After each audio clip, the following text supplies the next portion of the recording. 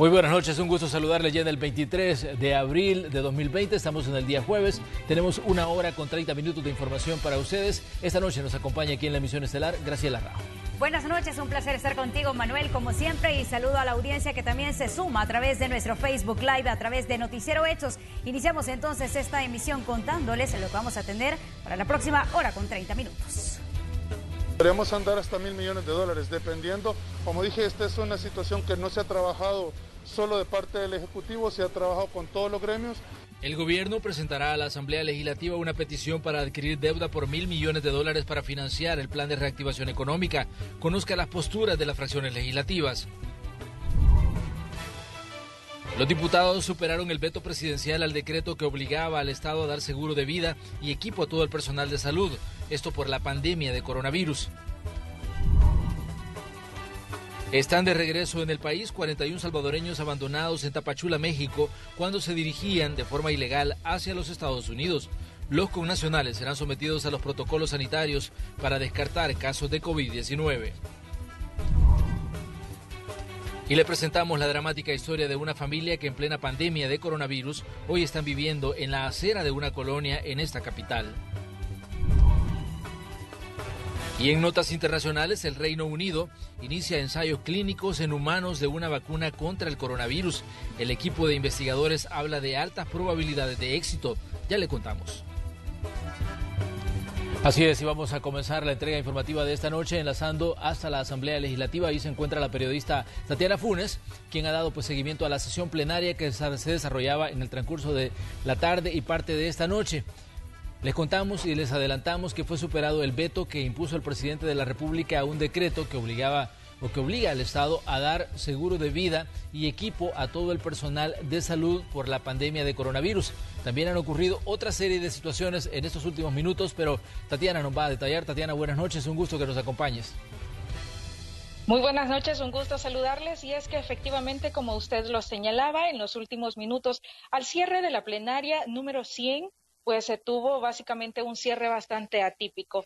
Y es que mientras los diputados discutían la superación del veto presidencial hacia las disposiciones que obligaba al gobierno a contratar un seguro de vida para los empleados de salud que están atendiendo en primera línea esta pandemia, o a las personas que han sido afectadas a causa de la pandemia de COVID-19, se dio un anuncio en redes sociales de parte del presidente de la República.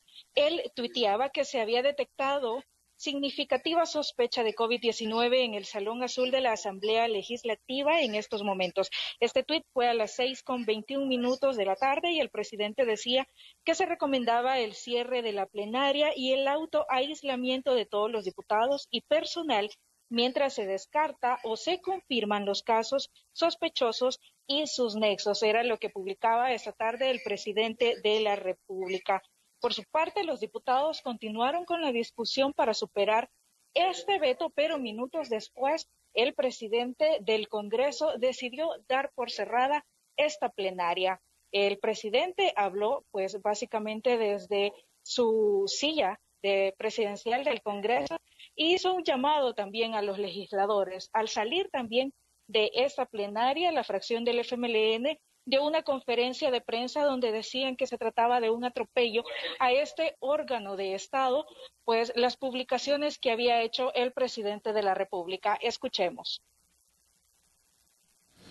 Los diputados son culpables de su propio, porque son bromas de diputados.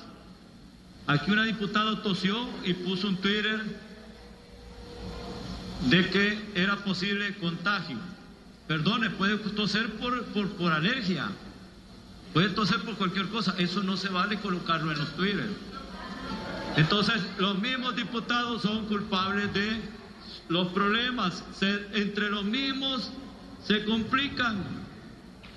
Según creen que se están dañando, pero dañan a la institución.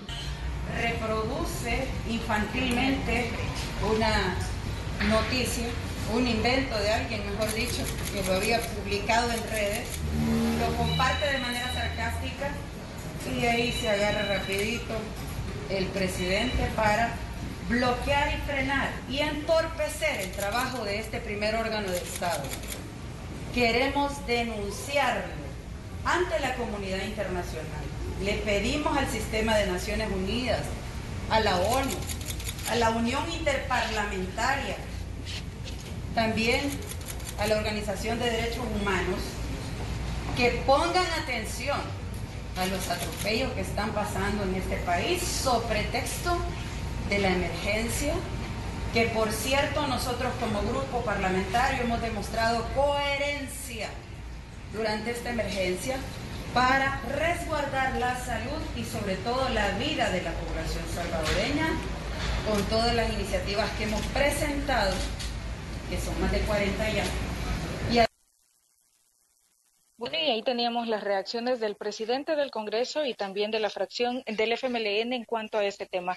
Los diputados se reunieron brevemente con el presidente Ponce luego de que cerrara esta plenaria número 100 y le solicitaron continuar con el desarrollo de la plenaria ordinaria. Por lo tanto, el presidente Ponce decidió abrir una nueva plenaria que sería la 101, pero al no tener el quórum requerido, pues decidieron cerrar esta sesión y han quedado convocados para el día de mañana, única y exclusivamente, decía el presidente Ponce, para hacer las convocatorias a las comisiones que estarían trabajando la próxima semana. En cuanto a la superación del veto, quiero informarles que mediante 59 votos se superó el veto presidencial al decreto 620 que obliga al gobierno a dar un seguro de vida, equipo y capacitación a todo el personal de salud que está brindando pues la atención a pacientes con sospechas de contagios de COVID-19.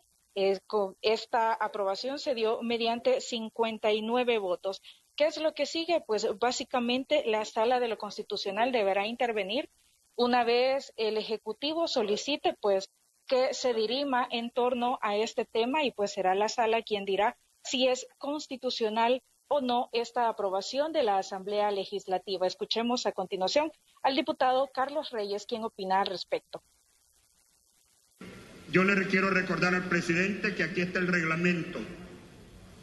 Y el reglamento en su artículo 36 dice con toda claridad, con todísima claridad, dice en casos urgentes y cuando así lo apruebe la Asamblea Legislativa a petición de algún diputado o diputada, podrán dispensarse los trámites establecidos en este reglamento.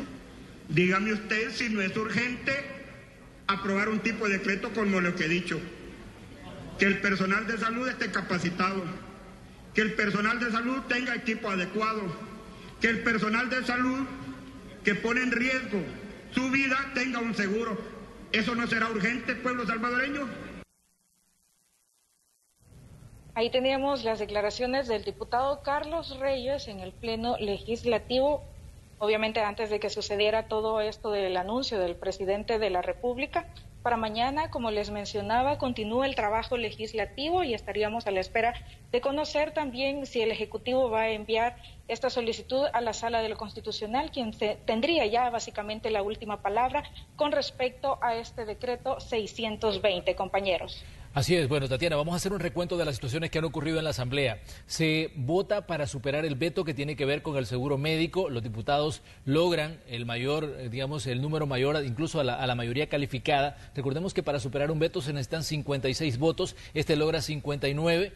En esto estaban cuando de pronto pues aparece un tuit del presidente de la República hablando de que se había detectado posible infección de coronavirus en la Asamblea Legislativa. Le vamos a pedir a producción que nos ponga el tuit para leérselos a los ciudadanos que están en nuestra sintonía en esta noche. Ahí está la publicación que hacía el presidente. Él decía: el equipo interdisciplinario contra el coronavirus ha detectado significativa sospecha de COVID-19 en el Salón Azul de la Asamblea. En estos momentos se recomienda el cierre de la plenaria y el autoaislamiento de todos los diputados y personal mientras se descarta o se confirman los casos sospechosos por nexo, decía el presidente de la República, y esto lleva a una interrupción de la plenaria y bueno, queda, digamos, en capítulo la convocatoria de las comisiones para el día de mañana. Esta fue la publicación que se hizo luego de que andaba circulando un video donde aparecía la diputada Yancy Urbina del FMLN que estaba tosiendo mientras hacía una de sus intervenciones en la Asamblea Legislativa. Fue una de las diputadas del Partido Arena, fue Milena Mayorga, quien publicaba y ese vínculo donde aparecía esa imagen de la diputada y luego se da este otro tuit del presidente de la República y luego de ahí comienza, digamos, una serie de discusiones respecto a lo que estaba ocurriendo en cuanto al manejo de esta situación, Tatiana. Sí, de hecho, Manuel, incluso luego de esta publicación del presidente, muchos parlamentarios decidieron abandonar el pleno por prevención, decían ellos, y pues para no tener contagios, porque aunque se ha dado esa publicación del presidente y podría haber una sospecha, pues no tenemos la garantía que en realidad alguno de los parlamentarios, o específicamente la diputada Yancy Urbina, sea portadora de esta enfermedad. Y por supuesto vamos a estar al pendiente de lo que suceda en torno a este tema. El día de mañana continúa el trabajo legislativo y habría que ver si estos señalamientos de un posible caso sospechoso vendría a interrumpir o no el desarrollo del trabajo de la Asamblea Legislativa. Pero hubo la llegada de algún tipo de personal médico al Salón Azul, Tatiana, ya de que estabas tú ahí, en medio de todo lo que se dijo, ¿llegó algún tipo de personal, hubo algún tipo de evaluación a la situación de lo que estaba ocurriendo? No, Manuel, de hecho siempre hay personal médico de la Asamblea al ingreso de la plenaria. Esto fue alrededor de la 1 de la tarde, donde habían algunas enfermeras que estaban tomando la temperatura a los que ingresaban al Pleno Legislativo, que es un protocolo normal que se ha tomado desde hace varias semanas acá en el Congreso.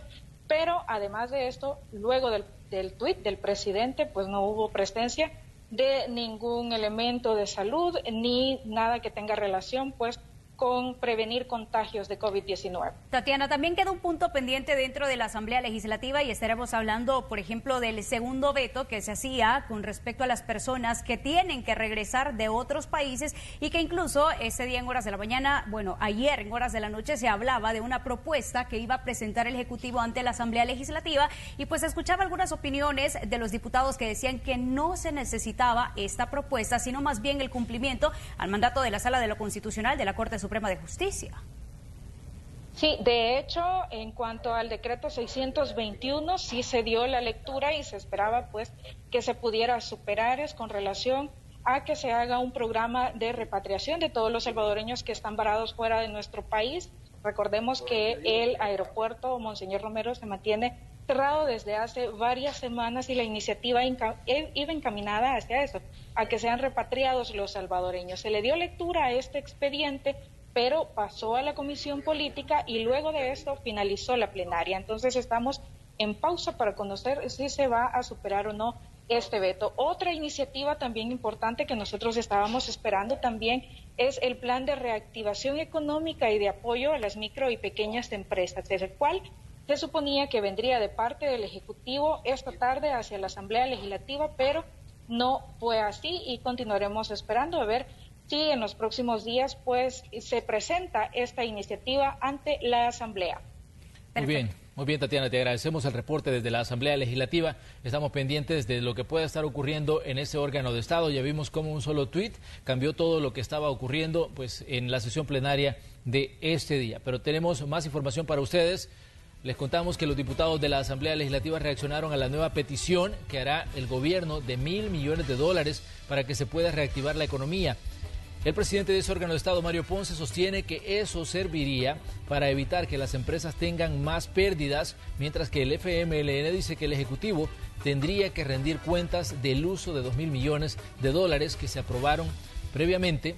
De acuerdo pues al presidente del Congreso, la deuda del país subiría pues a un 85%. Es de recordar que el ministro de Hacienda decía que los $2.000 millones estaban en proceso de búsqueda de obtenerlos.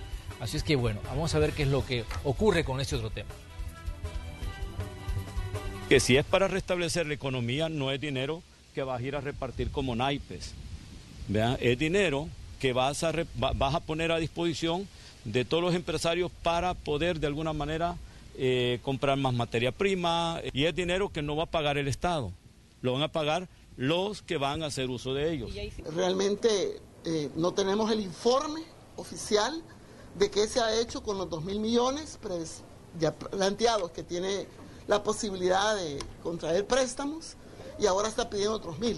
Necesitamos un informe en la Asamblea de cómo se han invertido en la perspectiva, pues, $2.000 millones que no le alcanzan. Y en más información, el ministro de Salud, Francisco Alavín, no acudió al citatorio de la Fiscalía para explicar la implementación del cerco sanitario, esto en el Puerto de la Libertad el pasado viernes, y que duró 48 horas. Alavín no justificó la no comparecencia, por lo que la Fiscalía General levantó un acta estableciendo su ausencia y fue convocado para una nueva fecha.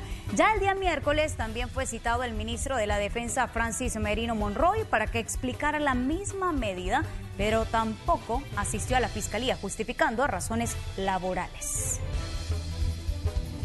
Y para este viernes a las 10 de la mañana está previsto el desarrollo del juicio sumario para el alcalde de Panchimalco, Mario Meléndez, y 5 empleados de la comuna acusados de hurto agravado en perjuicio del Ministerio de Agricultura y Ganadería. El alcalde y el resto de personas fueron detenidos la semana anterior cuando presuntamente hurtaban fertilizante adquirido por el Ministerio de Agricultura. Tras enfrentar la audiencia, fueron liberados con medidas sustitutivas el día domingo.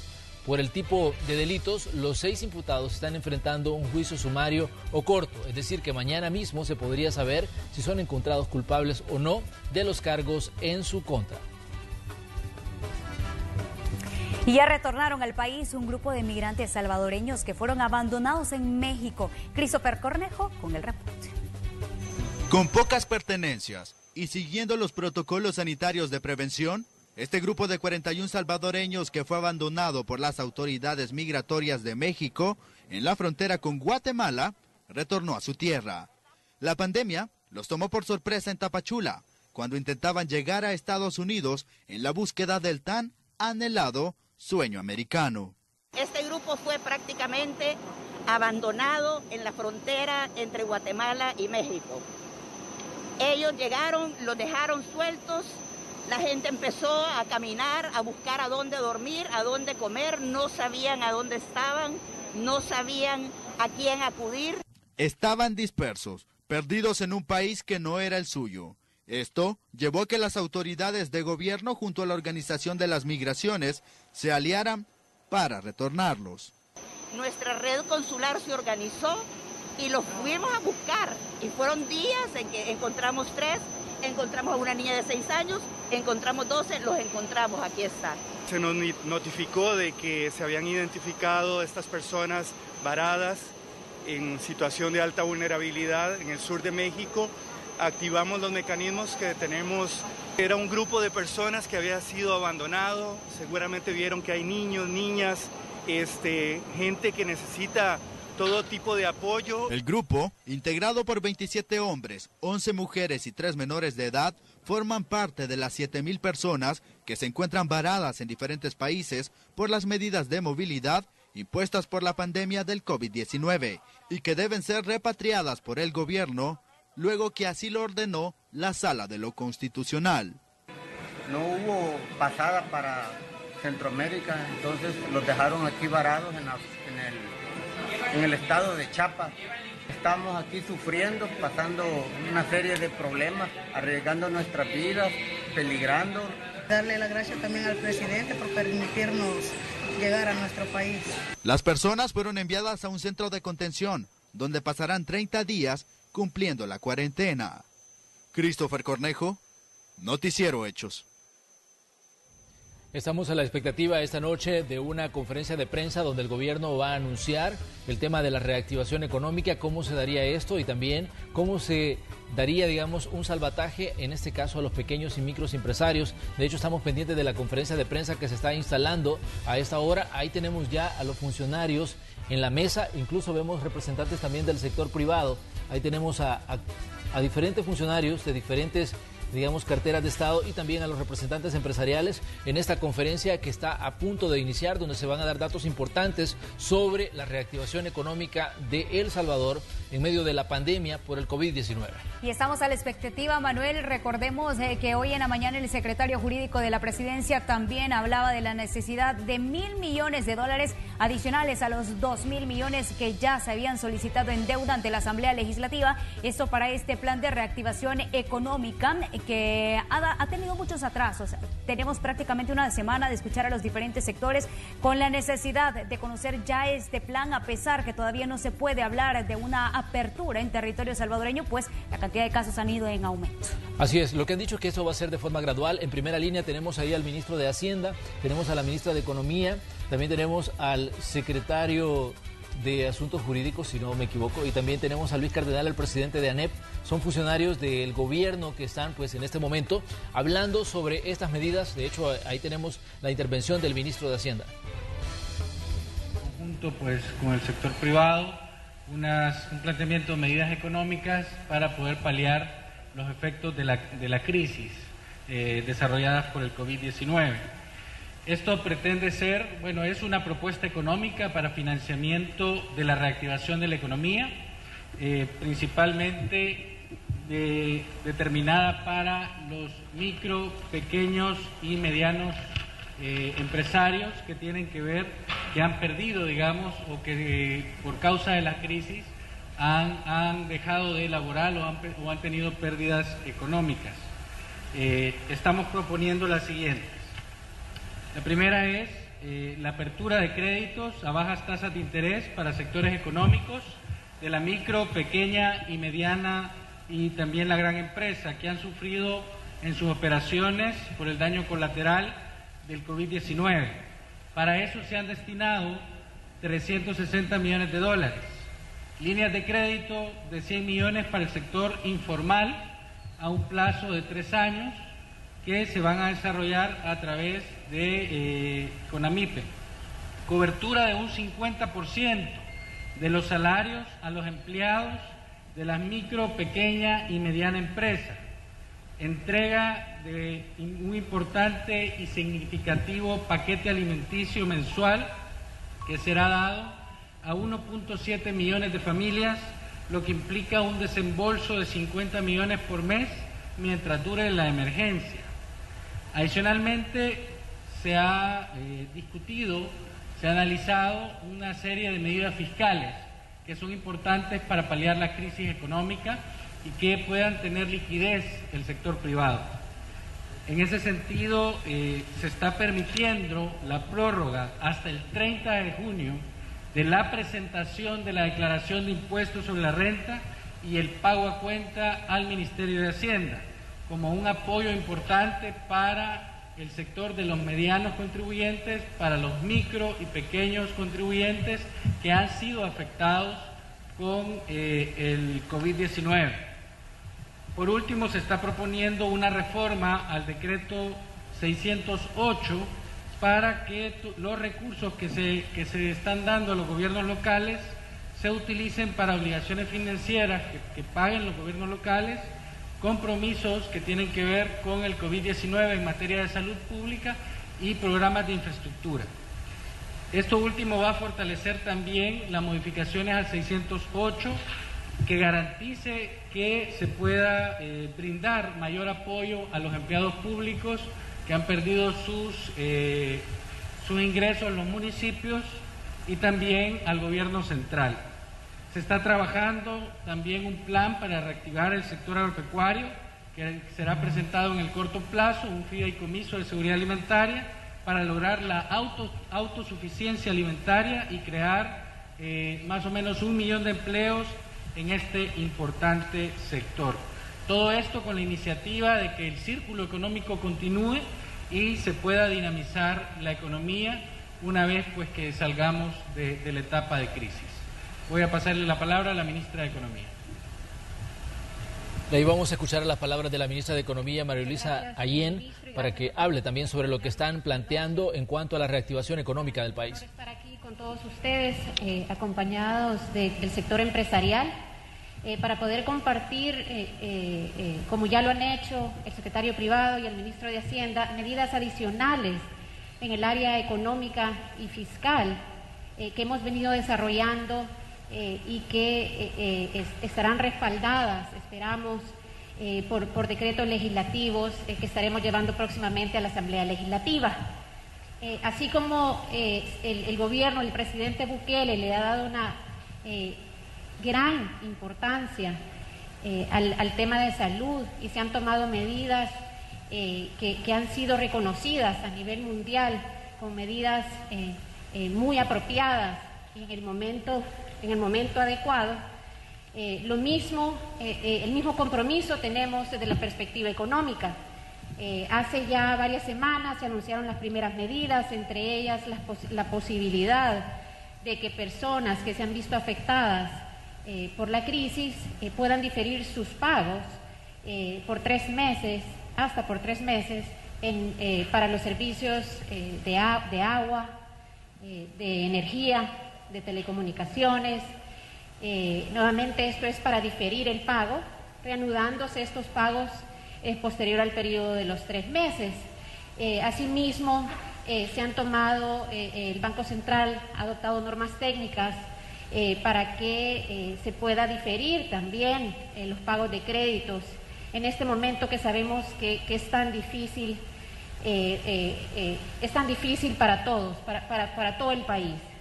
Adicional a ello, ya el ministro Fuentes mencionaba medidas adicionales que se están tomando en la parte fiscal, y quisiera referirme a este nuevo gran proyecto que hemos venido trabajando en las últimas semanas, que es un fideicomiso que estaría siendo administrado por Bandesal, y en donde estaríamos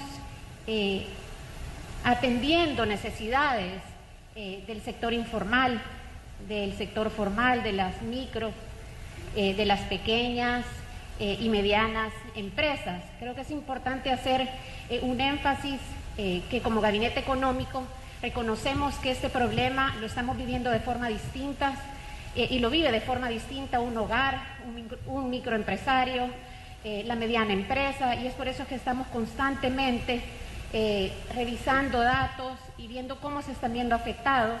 Y una de las soluciones de otras que vamos a continuar trabajando, creemos que será para poder aliviar el efecto de la crisis, es este fideicomiso. Bien, ahí teníamos las declaraciones de la ministra de Economía, María Luisa Ayen Brevé, dando explicaciones sobre este paquete económico que está presentando esta noche el gobierno junto al sector privado. De hecho, veíamos ahí al presidente de ANEP y a otros funcionarios del gobierno junto a los empresarios que están a la expectativa de lo que se está anunciando esta noche para reactivar, decían, una situación que está afectando duramente a las micros y a las pequeñas empresas. El detalle de todo esto lo podremos conocer mañana a las 6:30 de la mañana. De hecho, nos va a estar acompañando aquí en el espacio de la entrevista de Hechos AM el ministro de Hacienda, Nelson Fuentes, con quien vamos a hablar de forma más amplia de lo que están presentando esta noche y de todas las expectativas que hay también en el sector privado respecto a la reapertura, a la reanudación de las actividades en la vida económica del país.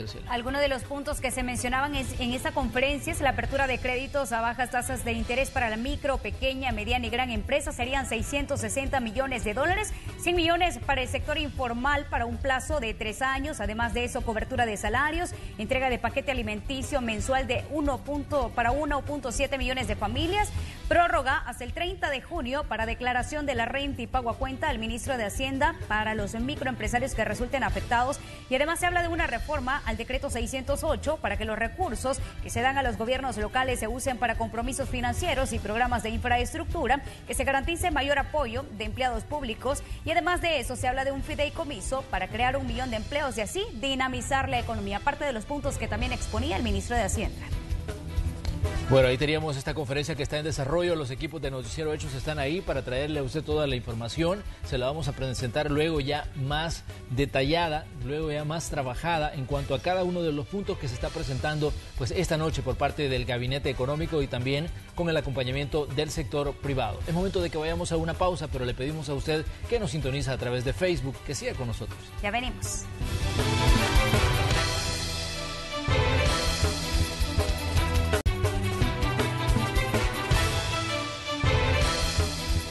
Gracias por continuar con nosotros. ¿Y se imagina usted estar junto a su familia pasando las noches a la intemperie por falta de un techo?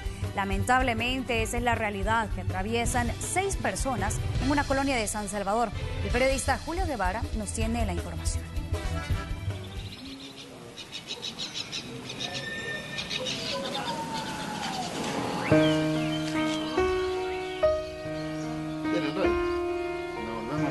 Colchas deterioradas, una vieja colchoneta y la cama de un pica. Parecerá increíble, pero es la descripción del dormitorio de Rolando y su hijo mayor. Desde hace 3 días duermen aquí, bajo el sereno, golpeados por la fría brisa de la madrugada. Aquí extendemos la colchoneta, mi hijo duerme así para abajo, los dos dormimos así para abajo, para deber de caber. Los encontramos en la comunidad Nicaragua de San Salvador y no están solos.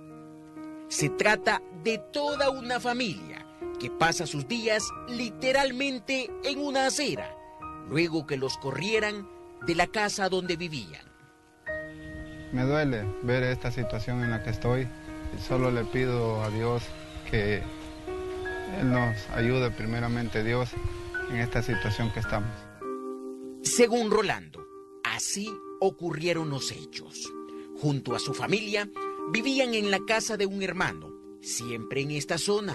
Pero el pasado domingo tuvieron una discusión y les tocó salir con todo y sus pertenencias, que ahora se mantienen cubiertas con plástico negro en la calle. Situación delicada, si a esto le agregamos que Rolando perdió su trabajo por la actual emergencia. Es ayudante de albañilería y aunque ha salido a buscar cómo ganarse unos centavos, dice que no encuentra oportunidad alguna. Su esposa está en la misma situación. ¿Y qué decir sus hijos? El desempleo los golpeó al mismo tiempo. Nos sentimos mal de que no podemos tener donde no estén ellos. Salimos a ver si los rebuscamos, así juntando botellas.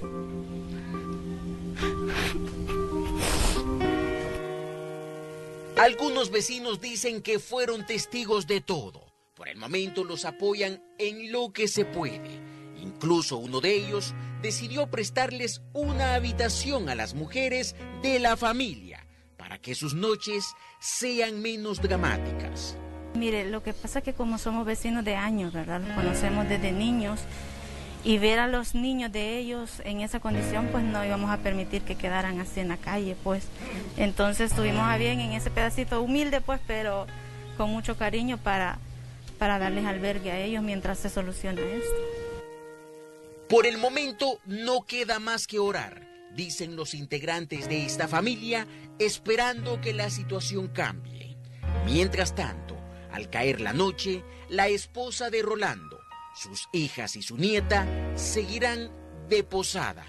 Y él, junto a su hijo mayor, tratando de dormir en la cama de este vehículo. Con imágenes de Eric Alfaro, Julio Guevara, Noticiero Hechos. Bueno, ahí tenemos una realidad dura que está enfrentando una familia debido pues a la falta de un techo de su propiedad. Ya decían ellos que vivían en la casa de un pariente, pero a raíz de todas las situaciones de la cuarentena hubo una discusión y al final pues ellos terminaron viviendo en la acera. Ahí tienen una realidad que viven pues muchas familias que no tienen un hogar propio. Vamos a continuar con más en esta noche de jueves. En El Salvador la pandemia por el COVID-19 está afectando a muchas personas quienes no encuentran la forma para mantener a flote su economía familiar. Conozcamos la siguiente historia que nos ha preparado nuestro compañero Néstor Hernández. Escoba en mano y con la necesidad de alimentar a los 5 miembros que conforman su familia, don José Canales limpia su espacio de trabajo, aquí, en la carretera panamericana a la altura de Cojutepeque. Este hombre de 71 años de edad sale en busca del sustento diario. Ordena más de 800 naranjas que tiene apuñadas para comenzar con la misión. A pesar de su edad, no se detiene en sus labores. Hasta hace unos meses se dedicaba a la construcción, pero la pandemia por COVID-19 lo llevó a ingeniárselas para conseguir dinero de otra forma. Me he sentido obligado a salir otra vez aquí a donde trabajo, a vender este negocio, ganando mínimo. Vendo $100, gano $10, ¿ya? Es un mínimo, pero que a veces se vende, a veces no, y uno pues tiene que adaptarse, va. Son 50 naranjas por $5 o 100 por $10, lo que el cliente pida. La venta de este hombre arranca a las 8 de la mañana, con la esperanza que algún vehículo se estacione y pida una prueba. Corvo en mano, muestra el color, textura y hasta el sabor de la misma naranja. Ante las medidas para evitar la propagación del coronavirus en El Salvador, don José se conforma con sacar lo mínimo para llevar el alimento a su hogar. Solo esperando en Dios pues que me guarde aquí donde estoy, me cuide, porque aquí uno está arriesgado a un maltrato de un carro, cualquier cosa, pero que la necesidad uno lo obliga. Eso sí, se protege. En casa lo esperan su esposa y sus hijos. No olvida su mascarilla, lavado de manos y hasta el alcohol gel para evitar todo tipo de contagio por virus. Pues yo lo que ella me dice, vaya, yo llego, buenas tardes, ¿cómo están? Mis niñas, tengo 2 nietecitas chiquitas, que son tan lindas, bellas, que yo las adoro. Hay días buenos y otros no tanto, pero José Canales trata de al menos subsistir en tiempos de coronavirus en El Salvador. Hasta el momento, la cuarentena obligatoria se mantiene como mínimo el 1 de mayo próximo, con opción a una extensión por parte de las autoridades. Con imágenes de Juan Castellanos, informó para Noticiero Hechos, Néstor Hernández. En más información, miles de dólares en pérdida están reportando los restaurantes y bares del país. Esto debido al cierre por la emergencia del COVID-19. Piden al gobierno tomen medidas urgentes hacia este sector. En una crisis financiera se encuentran los dueños, administradores y empleados de bares y restaurantes de nuestro país. Los estragos económicos se deben a los cierres que se han establecido como medidas de aislamiento social y evitar el aumento de casos de COVID-19. En 34 días de cuarentena reportan pérdidas de hasta $50,000. Desde la época que entramos en cuarentena a esta época no hemos recibido 5 centavos y a estas alturas pues ya nos quedamos sin dinero, sin comida y solo ahí esperando el buen corazón de la gente que nos quiera ayudar con ayuda de granos básicos. Solo en el departamento de San Salvador son más de 3,000 los afectados. Lo que más lamentan es que la entrega del bono de los $300 que entregó el gobierno, ninguno de ellos salió favorecido y el dinero que tenían guardado ya se les está terminando. Aunque tengan la modalidad para llevar, las ventas no son las mismas. Es muchas las personas que tenemos con datos reales y corroborados que no han sido beneficiadas con el bono de los $300, ni han recibido ayuda de ninguna institución ni de parte del gobierno central. Entonces el llamado, nuestra propuesta como empleados, como asociación de empleados, es por favor que se nos incluya ya sea en el bono de los $300 o en alguna ayuda de granos básicos, canastas básicas para las familias que realmente han sido afectadas. Solicitaron a las autoridades agilizar un plan estratégico de ayuda, pues de acuerdo a las proyecciones, este sector sería el último en reabrir operaciones luego de la emergencia. Este es un informe para Noticiero Hechos, de Ernesto Cornejo. Es momento de que vayamos a una pausa comercial, pero si usted está pendiente de nuestra transmisión en Facebook, le pedimos que siga ahí porque Graciela Rajo les va a acompañar durante el tiempo de comerciales. Vamos a la pausa.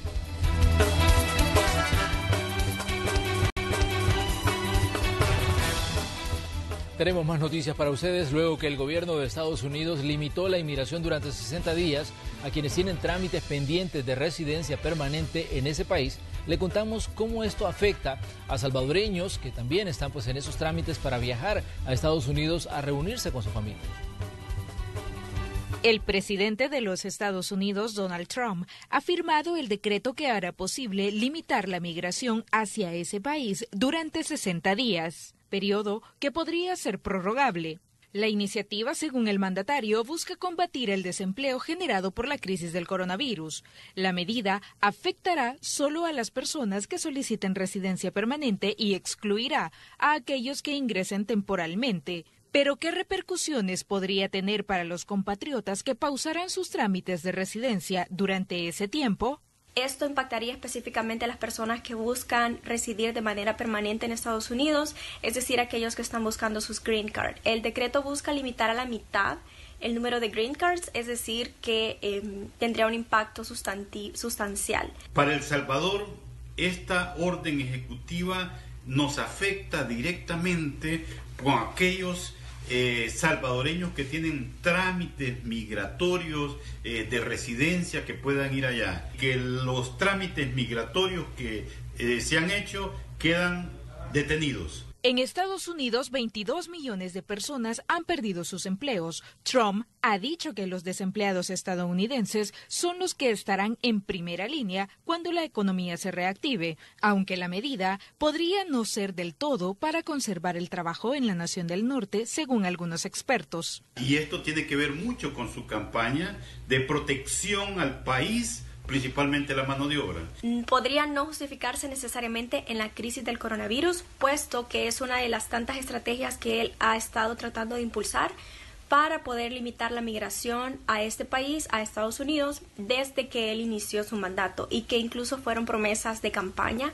Sin embargo, existen diferentes estudios que demuestran que la migración laboral es de extremadamente beneficio para la diversificación y el fortalecimiento del mercado laboral de Estados Unidos.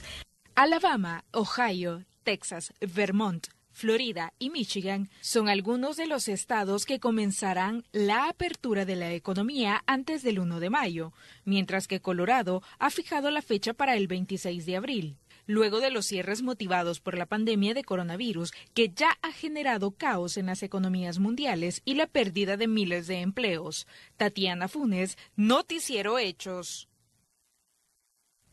Y alcaldes de varios municipios de Chalatenango se reunieron para abordar acciones en conjunto luego que se confirmaran casos de COVID-19 en ese departamento.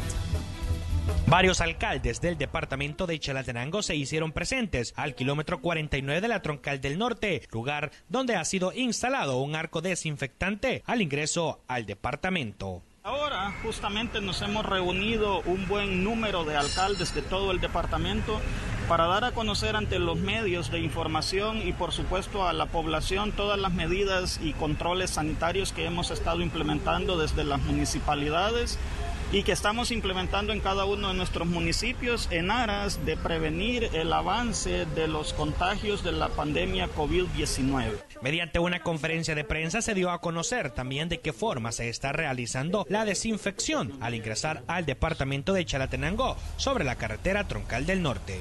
Concluimos en la construcción y en el establecimiento del cordón sanitario que está en este lugar. Un paso peatonal de 2 metros para poder desinfectar a las personas que ingresan en este lugar. Y por supuesto estamos también proporcionando el suministro de químico que es de envase de amonio cuaternario. Hemos el primer día sanitizado un promedio de 3,000 vehículos que pasaron por esta carretera. Si bien es cierto, la pandemia del COVID-19 ha dejado hasta la fecha 8 fallecidos en El Salvador, pero ha sido momento propicio para demostrar que los alcaldes se pueden unir, así lo han expresado en dicha conferencia. Quiero decir que al final todo trae ventaja y desventaja. Esta pandemia para nosotros ha traído una gran ventaja y es que nos hemos unido los alcaldes sin mirar colores políticos. Aquí nadie se ha fijado en el color político del otro alcalde, simple y sencillamente nos hemos unido. El cordón sanitario instalado en el cantón El Coyolito, jurisdicción del municipio de Tejutla, estará funcionando de 5 de la mañana hasta las 10 de la noche, debido a que el flujo vehicular es casi nulo por las noches. Con imágenes de Kevin Hércules, informó para CR Noticias, Adelso Aquino.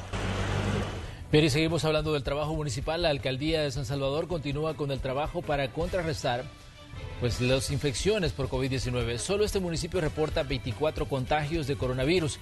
Hoy se realizó una jornada de limpieza en el mercado La Tiendona. Además, se hizo entrega de canastas solidarias a comunidades de los distritos 1 y 4. Se llevó agua potable a colonias del distrito 5.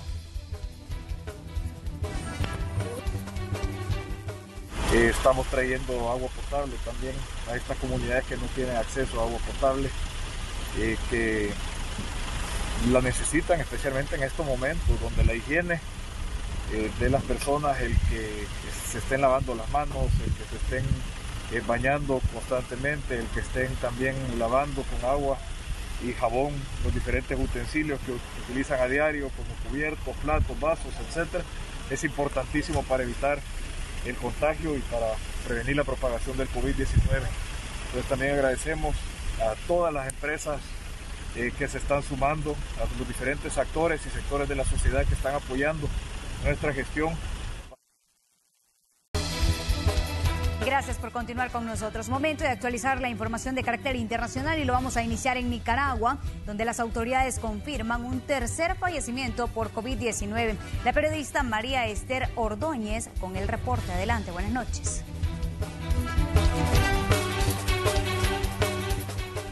El Ministerio de Salud en Nicaragua informó este jueves de un tercer fallecimiento a causa del coronavirus en nuestro país. Según el informe oficial, se trata de una persona de 58 años que durante este día presentó complicaciones en su salud y lamentablemente murió. Veamos a continuación el reporte que brindó el doctor Carlos Sáenz.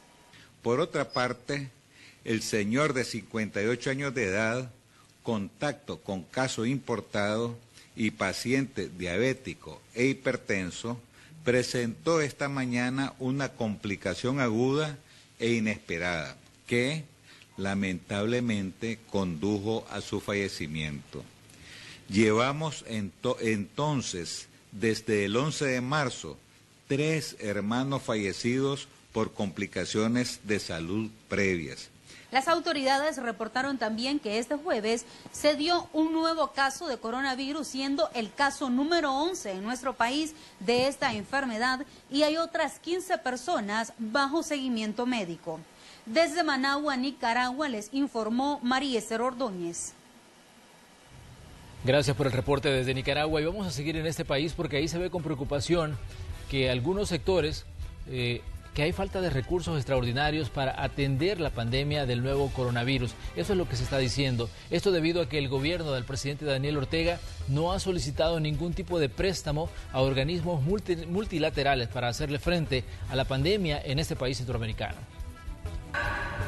Cualquier financiamiento que Nicaragua solicite a los organismos financieros internacionales deben ser aprobados por la Asamblea Nacional. La diputada Azucena Castillo sostiene que hasta el momento la presidencia no ha enviado ninguna solicitud de préstamo para ser discutida en el Poder Legislativo. No ha llegado nada de urgencia, mucho menos nos han llamado a convocar para plenaria. Desde que la pandemia llegó al país hace más de un mes, Nicaragua solo ha recibido $1 millón en concepto de donación por parte del Banco Centroamericano de Integración Económica. Hemos recibido una ayuda de Taiwán, por ejemplo, y también del BCE, pero en el contexto regional, el BCE, que dio $1 millón.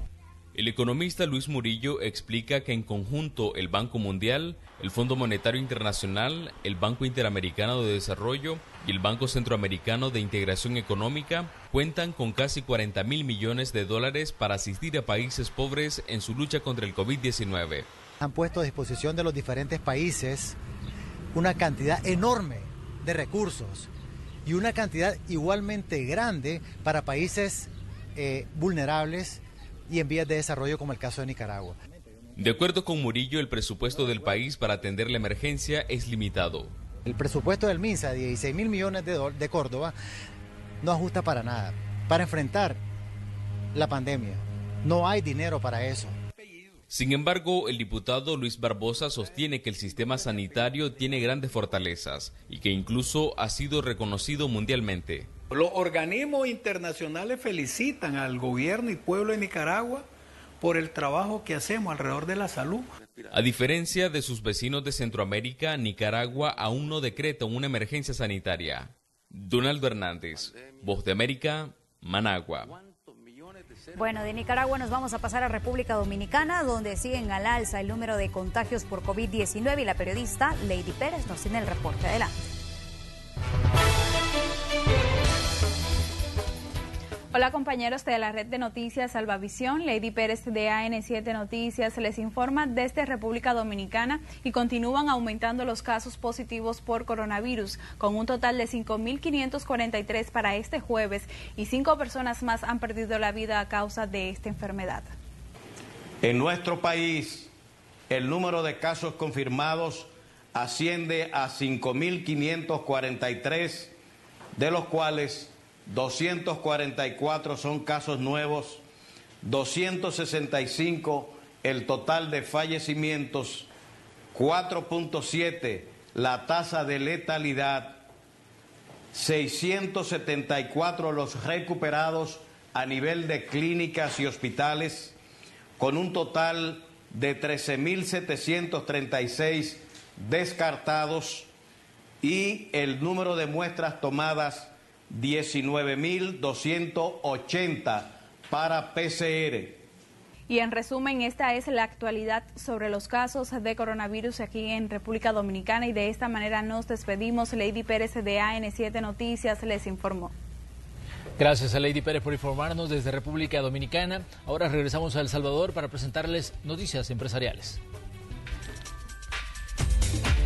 Laboratorios Vijosa continúa colaborando para ayudar al sector salud, ya que son la primera línea en esta lucha contra el COVID-19. Es por ello que ha desarrollado una campaña de solidaridad y esperanza denominada Una vela por nuestros héroes de la salud, a través de la cual busca reconocer el encomiable trabajo que están realizando los médicos, enfermeras, terapistas y demás personal. Esta campaña ha consistido en importantes donaciones de medicamentos como Green Vitamin y Neurocampolón Energy, productos que mejoran el rendimiento y proporcionan energía.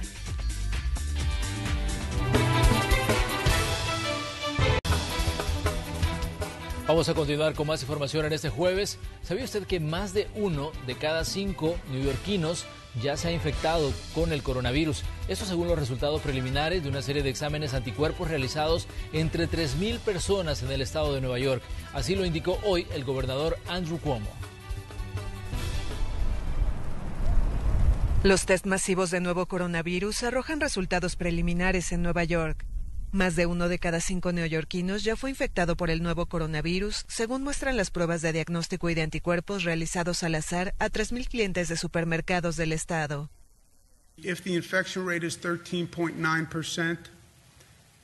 Si la tasa de infección es del 13,9%, entonces cambia las teorías de cuál es la tasa de mortalidad si te infectas. El 30% de la población representa aproximadamente 2,7 millones de personas que han sido infectadas. Si se ve lo que tenemos ahora como muertes totales, que son 15.500, eso sería una tasa de mortalidad de 0,5%.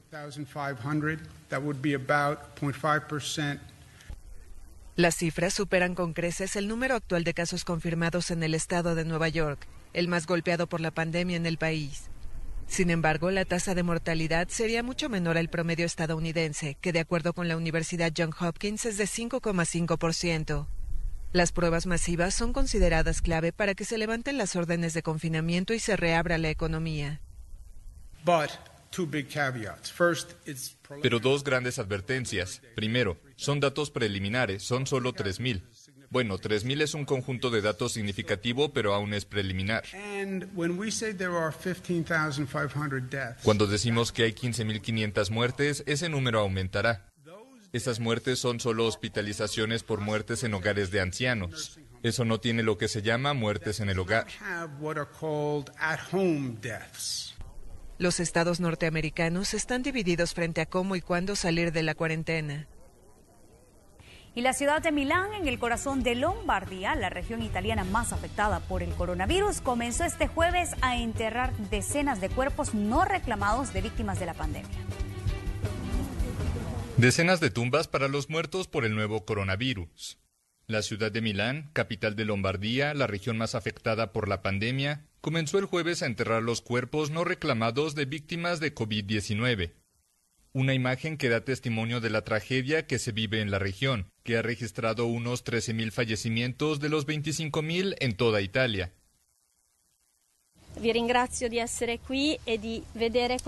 Gracias por estar aquí y ver con sus propios ojos lo que estamos haciendo como Municipalidad de Milán y lo que los servicios funerarios están haciendo. Cada fallecido tiene una tumba con su propio nombre y cada cuerpo es enterrado de manera individual. No diría que es una fosa común. In modo singolarmente, quindi non parlerei proprio di fosse comuni. Ante el aumento de fallecidos y el riesgo de saturación en las morgues, Milán decidió reducir de 30 a 5 días el plazo de tiempo para que los familiares de las víctimas retiren los cuerpos. Muchas familias no han podido reclamar los cadáveres debido a las drásticas medidas de confinamiento o por su propia condición médica. La opción dada por las autoridades es la de recuperar el cuerpo dentro de 2 años. El terreno dedicado a los cuerpos no reclamados puede alojar hasta 600, un número que las autoridades esperan no tener que usar en su totalidad. Y en medio de todo lo que está ocurriendo, surgen esperanzas. La Universidad de Oxford dio inicio hoy a ensayos clínicos en humanos de una vacuna contra el coronavirus, con la muy ambiciosa esperanza de que esté disponible antes de finales de año y permita pasar la página del confinamiento. Comienzan ensayos clínicos en humanos de una vacuna contra el coronavirus desarrollada por la Universidad de Oxford. El proyecto cuenta con un fuerte respaldo del gobierno británico. Fue el ministro de Sanidad quien anunció el inicio de las pruebas en humanos. En épocas normales, alcanzar esta etapa tomaría años y estoy muy orgulloso del trabajo que se hizo hasta ahora. En su primera etapa clínica, el ensayo realizado involucrará a más de 1 millar de voluntarios. Casi la mitad recibirá una dosis de la potencial vacuna y otro tanto servirá como grupo de control al recibir, sin saberlo, una inyección sin producto activo. Otros 10 participantes recibirán 2 dosis de la vacuna experimental con 4 semanas de intervalo. El equipo de investigadores estima sus probabilidades de éxito en un 80% y prevé tener una amplia disponibilidad de dosis antes de finales de año, si se confirma su eficacia. Sin embargo, los científicos reconocen que es un calendario extremadamente ambicioso y que podría cambiar. Este tipo de pruebas ya han empezado en China y Estados Unidos y se espera que también comiencen en Alemania a finales de mes. La OMS ha insistido en que encontrar una vacuna es la única forma posible de volver a la normalidad tras la pandemia.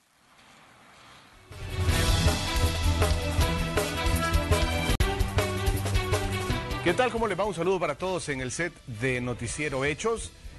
Aquí desde el set de Pizarrón Deportivo les saluda Carlos Artiga. Vamos en unos cuantos minutitos a estar con mi compañera Zuli Rodríguez a las 10:30 de la noche para traerle el resumen de lo más destacado en los deportes en las últimas horas, tanto aquí en El Salvador como, bueno, muchísimas noticias en todo el mundo, de todo, fútbol americano, golf, fútbol, etcétera, etcétera. Pero esto que ustedes ven en pantalla es una actividad que tuvo lugar este día, muy importante, la solidaridad expresada en muestras de ayuda y apoyo y donación para las personas que están necesitándolo más en esta crisis, en esta emergencia que no solo nos afecta en El Salvador, sino en todo el planeta. Estamos hablando de que el INDES entregó estas canastas llenas de alimentación, también de implementos de higiene personal y demás, a los futbolistas de la segunda y la tercera división, que son los futbolistas, pues bueno, menos favorecidos. Los de la primera están afectados también, eso está claro, pero antes que los de la primera, los de la segunda y la tercera se le están viendo muy mal. Y han tenido esta ayuda que de mucho les va a servir de parte del Instituto Nacional de los Deportes. Escuchemos sobre esto. La verdad que muy agradecido con Yamil Bukele por haber tomado bien, es darnos la oportunidad de poderle colaborar a nuestros compañeros futbolistas. Aquí no estamos representando, yo represento a la asociación, pero no todos los futbolistas son miembros de la asociación. Aquí estamos representando lo que es el gremio de futbolistas que pues tenía la necesidad de pedir ayuda, y en este sentido pues la hemos pedido al gobierno, y de parte del gobierno pues ha sido el INDES el que nos ha abierto primeramente la oportunidad de poder aportarle a esta familia que representan cada uno de los futbolistas dentro de nuestro fútbol nacional. Y estamos muy agradecidos, la verdad, complacidos con la oportunidad, como repito, que nos han dado. La verdad, muy agradecido porque tanto el gobierno como el INDES es un gran apoyo para todos nosotros, para todos los deportistas en las diferentes disciplinas, y en este caso el fútbol estamos agradecidos pues porque esta situación creo que a todos nos ha golpeado, y esto va a ser un gran apoyo para todas las familias. La verdad, un poco siempre de preocupación, pues porque sabemos que todos estamos expuestos, pero sin embargo igual estamos tratando de acatar las medidas que han puesto a disposición tanto el Ministerio de Salud como el gobierno para tratar de combatirlo, y sobre todo pues esperando que esto acabe pronto. Llegamos al final de esta entrega informativa de Noticiero Hechos. Gracias por su sintonía. Esperamos estar junto a ustedes el día de mañana. Buenas noches para todos. Bendiciones.